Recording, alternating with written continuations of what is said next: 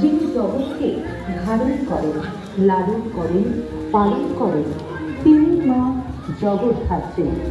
মা জগদ্ধাত্রী দেবী দুর্গার অপর এক রূপ। পশ্চিমবঙ্গে বিশেষভাবে এই পুজো সবচেয়ে বেশি হয়। দেবী ত্রিনয়না, চতুর্ভুজা, সিংহবাহিনী। দেবীর হাতে শঙ্খ, চক্র, ধনুক ও বাণ।